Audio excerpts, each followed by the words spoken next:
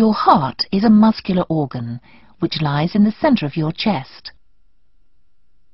It pumps blood containing oxygen from the lungs to the body and passes blood without oxygen back to the lungs to absorb more oxygen.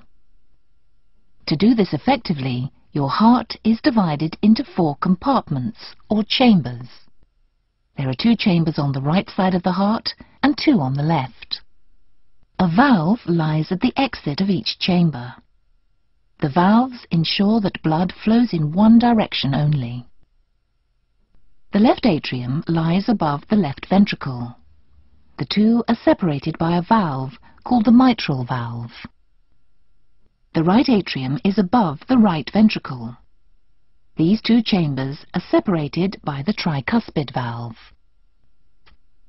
The left atrium receives blood that contains oxygen from the lungs via the pulmonary veins.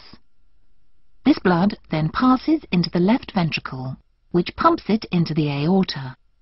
From the aorta, the blood is passed to the different parts of the body. The right atrium receives blood with little oxygen from the body via the vena cava. This blood passes into the right ventricle, which pumps it into the pulmonary artery and back to the lungs to have oxygen added to it. The valve at the exit of the left ventricle, the aortic valve, stops blood passing back into the ventricle. The pulmonary valve at the exit of the right ventricle also stops blood flowing backwards. This flow of blood doesn't happen automatically. It's driven by contractions of the heart muscle, which are triggered by electrical impulses.